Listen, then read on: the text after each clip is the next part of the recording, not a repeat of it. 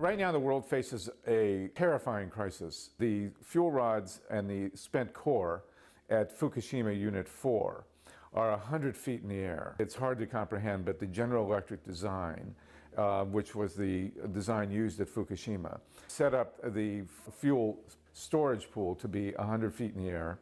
And as a result of the accident, the residual rods from this unit are in a very, very precarious position. Now, we know that the earthquake did tremendous damage to Fukushima Units 1, 2, 3, and 4. Thankfully, Units 5 and 6 were higher up and were not as badly harmed. We have had explosions at Units 1, 2, and 3, and the cores from Units 1, 2, and 3 are in the ground somewhere. We don't know exactly where they are. The utility company, TEPCO, and the Japanese government have been pouring water onto the site, hoping to keep these cores cool. Unfortunately, we have had steam emissions at the site, which indicates there's still at least some heat coming from one or more of these cores. The problem right now is Unit 4. Just prior to the earthquake, Tokyo Electric Power Company removed the core from Unit 4 to do routine maintenance and refueling. And they put that very, very hot core into the fuel pool 100 feet in the air. When the earthquake came, it significantly damaged the building at Unit 4. It may have damaged the fuel pool. It may have damaged some of the fuel. And for the last year and a half, since March 11th, 2011, this fuel core with some 1,300 or more fuel rods in it, it weighs 400 tons, and it contains as much radiation as would be necessary to deliver 13,000 times as much radioactive fallout as was released at Hiroshima. Now, the problem is that this core, these fuel rods, have to come to the ground somehow. They can't stay up there. It's almost a miracle that they've been cooled as long as they have to sustain the cooling system in a damaged building to a pool 100 feet in the air has been quite a feat. It can't continue forever. The other problem is that the earthquake situation at Fukushima continues to be volatile. We have had numerous aftershocks, and it's only a matter of time before a large enough earthquake comes through at Fukushima to crumble the rest of Building 4 and knock these fuel rods to the ground. The building is damaged and it's sinking because so much water has been poured onto the Fukushima site to try and keep the other cores cool, and because of the nature of the aquifer, there's actually a natural kind of river that is flowing through the Fukushima site now, carrying radioactive materials into the Pacific Ocean. This has weakened the substructure, the ground on which Unit 4 and the other buildings at Fukushima are resting, and the building at Unit 4 is actually tilting and sinking into the ground. In addition, there's a common spent fuel pool 50 meters from Unit 4, which contains more than 6,000 fuel rods. Overall, there are 11,000 fuel rods at the Fukushima site. We have to understand about these rods, by the way, they're the most lethal substance human beings have ever created. If a rod had been in this room when we started this interview, we'd be all dead by now. It is incredibly toxic stuff. In addition to that, the fuel rods are clad in zirconium alloy.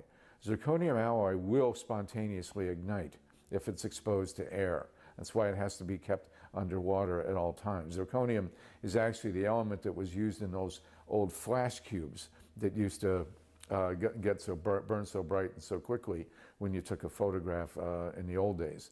So this zirconium alloy is incredibly dangerous. And as I say, it needs to be kept cool 100% underwater, or it will ignite, and it burns very hot and could in fact cause the fuel rods to catch fire. The health risks of this kind of accident are almost incomprehensible. You have Tokyo, one of the world's largest cities, with a huge conglomeration of human beings less than 200 miles away. The cloud from Fukushima from this kind of accident would not diminish in its lethal capabilities. We're already seeing hotspots in Tokyo from the releases that have come now that are very, very dangerous. Radiation does not come down in some kind of magically evened out average dose. You get huge clumps of radiation that coming down, which are lethal. We've seen it at 3 Mile Island and at Chernobyl, and already at Fukushima, where the thyroid abnormality rate among children is starting to look very suspect. So this cloud, depending on the winds, would eventually, one way or another, make its way to Tokyo. Wind does eventually go in 360 degrees. Generally, the winds, unfortunately for the United States, blow straight out into the Pacific, but that means they carry all the way across the Pacific Ocean. A cloud the size that could be released from a major accident with this fuel pool at Fukushima 4 would come to California within less than a week. The entire West Coast, from Alaska, Washington, Oregon down to California, and certainly into Mexico. It would be a lethal cloud. Children and the elderly would be affected first. It would go all the way across the United States. It would contaminate our food, our milk, our water, and recircle the globe a number of times. The initial cloud from Chernobyl was very clearly detected going across the United States within 10 days and came back again within the month. And so we would see the permanent contamination very quickly of the northern hemisphere. And you have to understand, a cloud 13, 15,000 times as potent as the one that was released at Hiroshima is a lethal dose to many millions of people.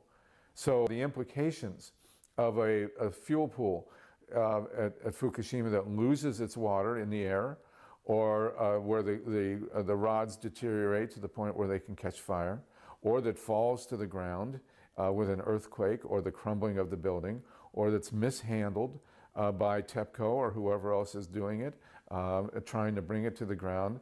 These are all situations that can result in a radiation release that would impact many, many millions of people, not just in Japan, not just in the United States, but all over the world. The removal of these fuel rods is probably going to put the world in the most precarious position that it's been since the time that the U.S. and USSR were, facing each other down at Cuba and elsewhere with nuclear missiles. The amounts of radiation we're talking about here are lethal on a global scale. So what we're looking at now with the potential drop down of this fuel core, these 1,300 plus 400 tons of fuel rods in the suspended fuel pool at Unit 4, is a catastrophic accident. Now, Tokyo Electric Power has said that they want to remove these rods and try and bring them down in November. We don't believe a private utility company, certainly not TEPCO, which has had a terrible track record already at Fukushima, is capable of doing this job. They don't have the financial, the technological, the scientific resources. They've just earmarked another $10 billion for the Fukushima site, but it's not sufficient. The government of Japan has stepped in, but the government of Japan has a vested interest in not letting the world know how serious the situation really is. They've just secured the 2020 Olympics, which is astounding to me, but nonetheless, we can't trust either entity. We are petitioning at nukefree.org a request that the United Nations and the American government step in, and that all the world's scientific, engineering, and economic resources be focused on bringing these rods down to the ground. It's hard to comprehend that such a specific, pinpointed situation could have such a potentially huge effect on the entire human race. But that's the situation now at Fukushima. So we're asking people to go to the nukefree.org site to link to the petition, which is on MoveOn. We've already had some 50,000 people sign it, and another parallel petition, another 25,000 signatures at Roots Action. We will present these petitions to the United Nations sometime in October or early November. And you know, the survival of the human race is really at stake here, and we hope that people will focus on this. We want 24/7 coverage of this. When they move in to move these fuel rods, we want it live televised so that the whole world can be watching. It's the only hope we have that there's a real transparency at Fukushima.